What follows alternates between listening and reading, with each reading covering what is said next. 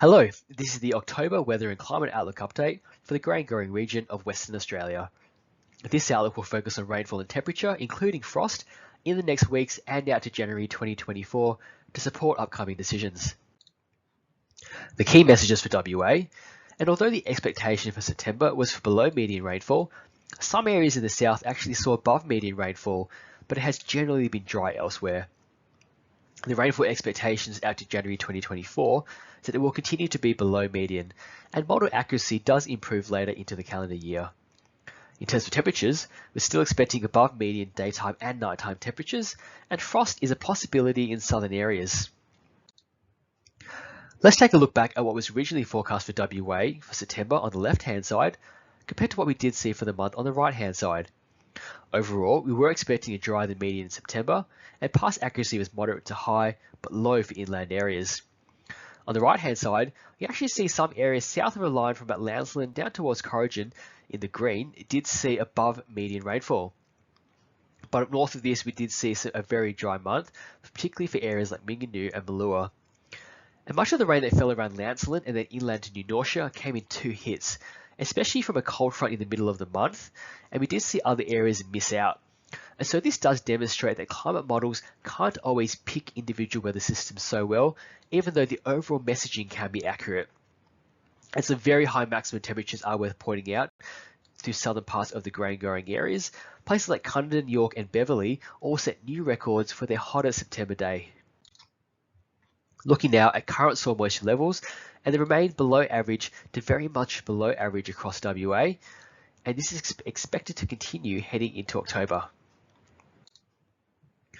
Comparing the 10-day accumulated rainfall now with the EC model on the left-hand side and the Access model on the right-hand side. We do see some differences between the two models, and this is due to the next rain-bearing system coming through next week from the 1st of October. The EC model on the left-hand side is painting a much drier picture for inland areas, whereas the Access model on the right-hand side does have a wetter signal. Over the past fortnight though, the Access model has been performing relatively well, and so we can have some confidence in this scenario on the right-hand side. But high falls are expected along the coast, and possibly inland to places like Watheroo and Corrigin, but the main rush point will be exact amounts and how far inland the rainfall does fall. We will, however, be expecting some very strong southwesterly winds coming through early next week with this system. Looking now at October, and the chance of exceeding median rainfall, and it is looking to be below 30% through much of WA, and we do have very high past accuracy for the month.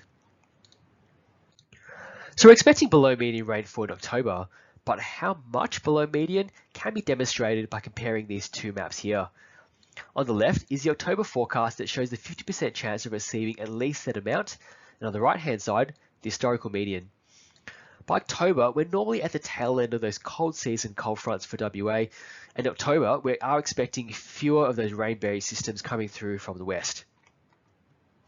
On the left-hand side, the 10mm line runs from Mount Jurien Bay down to Narrogin and across to Lake King.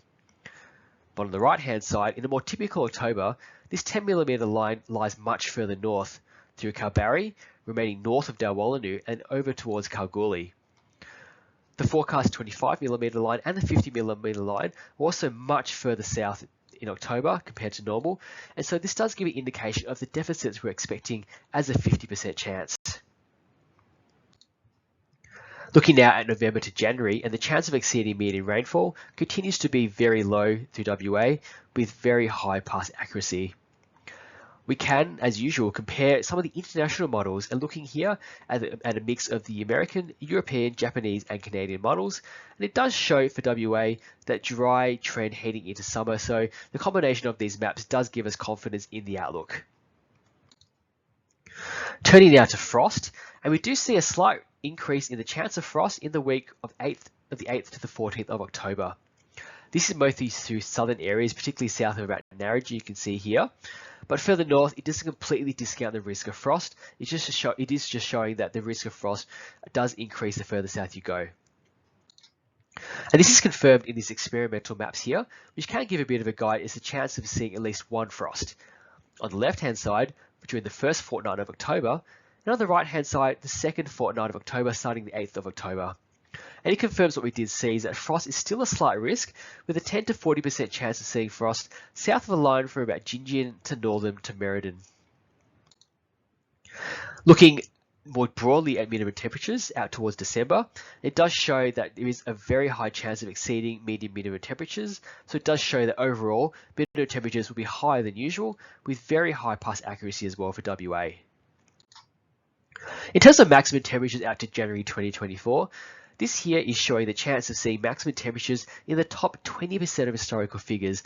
And of course, with some of those records being broken already, this is very much a possibility of seeing extreme heat heading into the summer, about 3 to 4 times more likely seeing maximum temperatures in the top 20% of record of historical figures. And we do have very high pass accuracy for WA. That's it for this Grains Climate Outlook. We'd love to hear more from you, so scan the QR code on your screen now or visit the website to fill in a short survey about the video and send through any other feedback. Thanks for watching.